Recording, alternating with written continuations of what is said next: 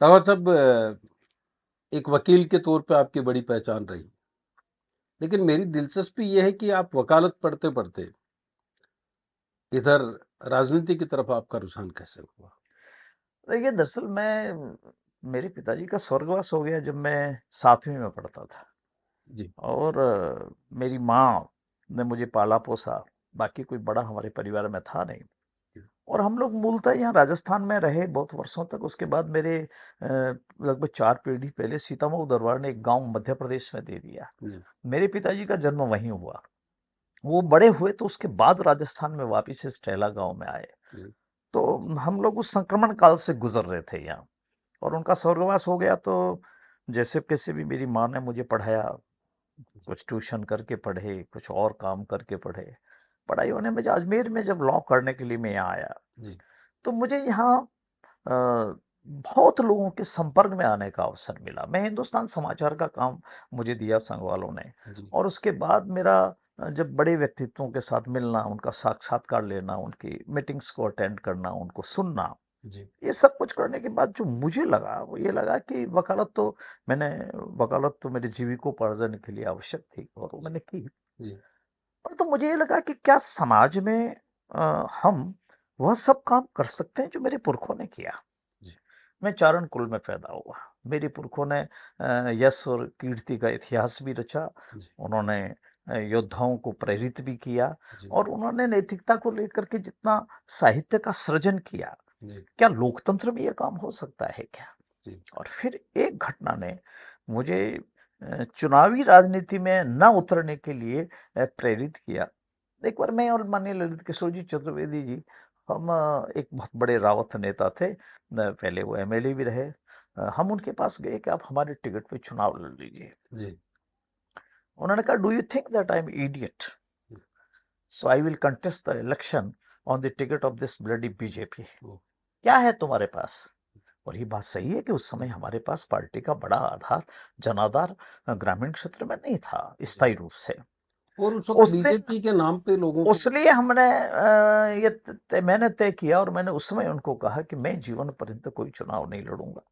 ना कोई विधायक का लड़ना, ना कोई सांसद का लड़ना, ना कोई पंचायत, ना स्थानीय निकाय। और मुझे पार्टी का काम करूं और मैं वैचारिक रूप से पढ़ने लिखने का काम और अपने करूंगा। उसके कारण से ये हुआ कि एक तो मेरा काम करने का क्षेत्र का विस्तार हुआ। जी। मेरे पे कोई टेंशन नहीं था, किसी प्रकार का दबाव नहीं था। दबाव की राजनीति में मैंने काम नहीं किया और इसलिए मुझे मेरी वकालत बहुत अच्छी चलती थी। तो मैं राजनीतिक क्षेत्र में भी काम करने का मुझे पार्टी ने बहुत अवसर दिया। मैं कह सकता हूँ कि राजस्थान में कतिपय लोग होंगे जिनको इतना अवसर मिला हो। नए भारतीय जनता पार्टी में प्रारंभ हुआ तो मुझे 80 में बीजेपी बनी तो मुझे पहला महामंत्री बनाया गया यहाँ जी। का। बिल्कुल यंग चैप था मैं। और उसके बाद मुझे पार्टी में जिलाध्यक्ष यहाँ का बनाया। मैं युवा मोर्चे में बहुत साल काम किया, फिर प्रदेश मंत्री बना, 3 बार प्रदेश महामंत्री रहा।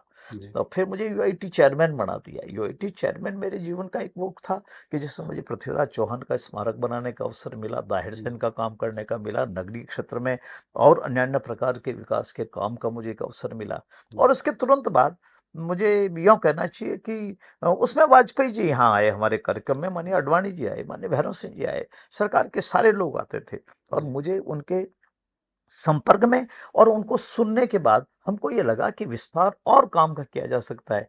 उसके तुरंत बाद मुझे राज्यसभा में भेज दिया। मुझे तो पता भी नहीं, मुझे एक दिन बुलाया, कहा कल ये फॉर्म भरना है आपको, जी। और राज्यसभा में भेज दिया। आजकल जब टिकटों की मारामारी और सब देखते हैं तो बड़ा आश्चर्य होता है और मैं भी बड़ा सुखद अनुभव करता हूँ। मुझे तो बुलाया और फॉर्म भरवा दिया, मुझे तो पता ही नहीं कि मुझे राज्यसभा में जाना है। जी।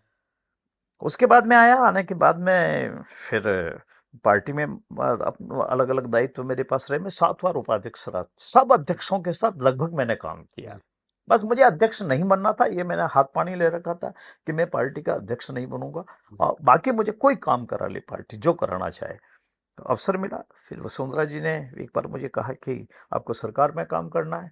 तो मैंने कहा हाँ, मैं राजधर्म का काम करने को तैयार हूँ। जी। उन्होंने वैसे ही हंसते हुए पूछा, राजधर्म क्या होता है आपका? मैंने कहा राजधर्म होता है जो अहिल्याबाई वाला है। राजधर्म वो है कि बूढ़ा पुष्कर है, वो सूख गया और इतने मुख्यमंत्री आए और गए, और वो पानी सूख गया है, तीर्थ समाप्त होने जा रहा है, उसका काम कौन करेगा? ये राजधर्म वाले कर सकते हैं। जी। तो उन्होंने एक सरकारी डिविजनल कमिश्नर से कहा, ये किया, पर बाद में उन्होंने मुझे कहा, और वो आई, उनके हाथ से हमने कहा कि आप मिट्टी खुद निकालो अपने सिर पे खोद करके, ये राजधर्म है, जनता प्रेरित होगी। और उसमें 1 लाख लोगों ने उस तीर्थ को विकसित करने का काम किया। उन्हें 11 घाट बन के खड़े हो गए, कैनाल बन के खड़ी हो गई, बरसाती पानी आने लग गया। तो यह काम करने के साथ साथ फिर जब मुझे कहा कि आप खुद तय कर लो कौन सा विभाग बनाना चाहते हो, क्या करोगे, तो उसका कॉन्स्टिट्यूशन हमने बनाया। और हमने ये तय किया कि हम राजस्थान के महापुरुषों पे, राजस्थान के इतिहास से जुड़े हुए विषयों पे काम करेंगे। धरोहर संरक्षण धरोहर का। वह भी है, धरोहर संरक्षण प्रवृत्ति प्राधिकरण का कॉन्स्टिट्यूशन मेरा ही बनाया हुआ था। और हमने ये कहा कि बिल्डिंग भी धरोहर है, परंतु मनुष्य भी धरोहर है। उसका कर्तृत्व, उसका व्यक्तित्व, उसका जीवन, उसकी देशभक्ति, उसका त्याग बलिदान, उसको कैसे भूल सकते हैं।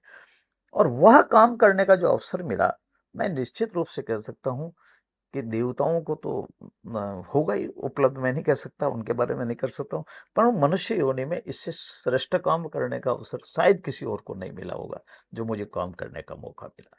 तो ये था सिविल लाइन्स, और आज सिविल लाइन्स में बात हो रही थी पूर्व राज्यसभा सांसद, सृजक, राजनेता श्री ओंकार सिंह लखावत। खबरों के लिए देखते रहिए थिंक 360।